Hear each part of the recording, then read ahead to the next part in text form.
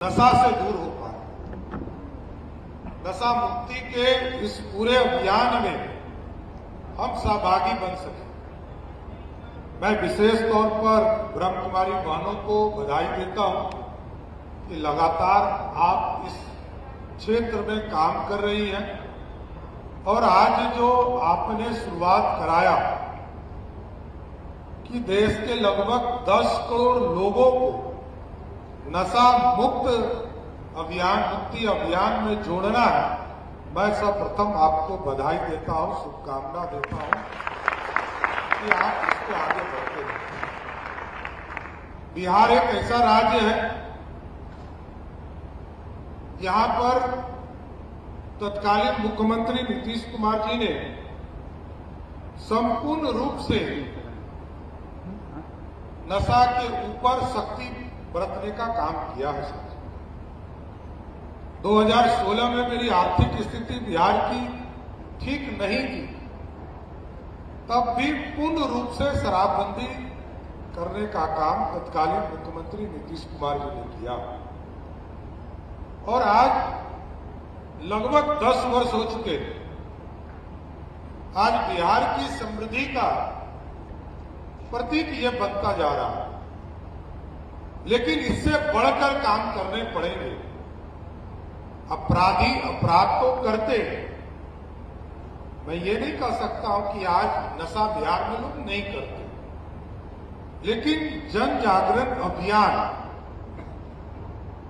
जो हमारी बहनें ब्रह्म कुमारी बहनें चला रही हैं, हम युवा नौजवानों से आग्रह करने के लिए विशेष तौर पर आग्रह कर रहा हूं कि इस अभियान में सहभागी बने और आगे का भविष्य, क्योंकि आप ही हमारे भविष्य हैं, आपके ही आप जो सोचेंगे वही भारत बनेगा।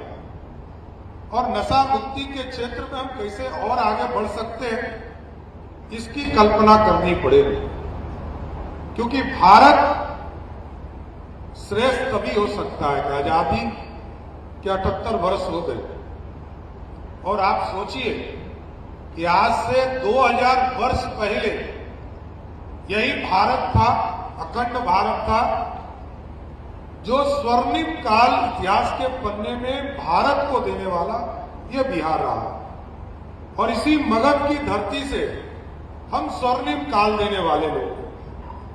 हम यहां की समृद्धि तभी लौटा सकते हैं जब नशा मुक्ति अभियान में युवा साथी हमारे सहयोगी हुए और कई बदलाव हुए।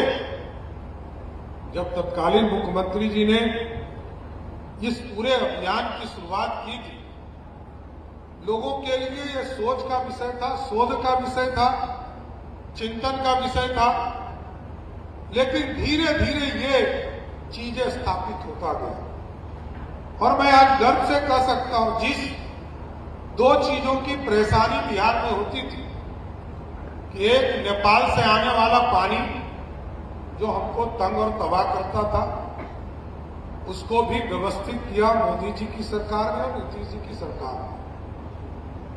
और दूसरा जो आबादी था, उस आबादी पर भी हमको चिंता करनी पड़ती थी, क्योंकि हम दुनिया के डेंसेस्ट पॉपुलेशन में से एक राज्य हैं।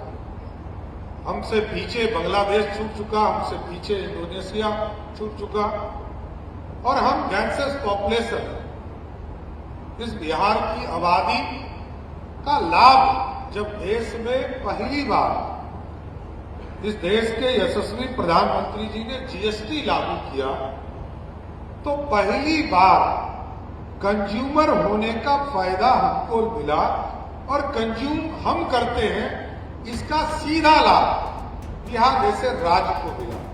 और मैं एक उदाहरण देना चाहता हूं।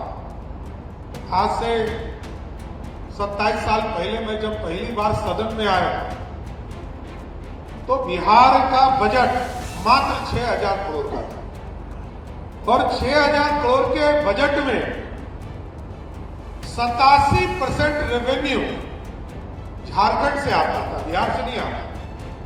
हमारे पास माइंस भी था जिसका रॉयल्टी 2000 करोड़ उस जमाने में मिलता था मतलब बजट का 1/4 रॉयल्टी मिलता था।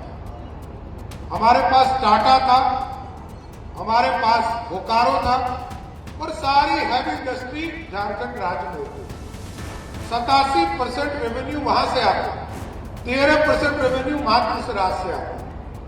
लेकिन मैंने बदलते हुए बिहार को देखा, इसलिए मैं अनुभव आप नौजवानों के बीच में शेयर कर रहा हूं कि जब बिहार में नीतीश कुमार जी की सरकार आई, सर्वे सुशील मोदी जी वित्त मंत्री उप मुख्यमंत्री के तौर पर काम शुरू किया और 2024 में जब मैंने बजट पेश किया, कई मंत्रियों के तौर पर काम किया, लेकिन 24 में जब मैं बजट पेश कर रहा था, 1 घंटा पहले झारखंड बजट पेश किया।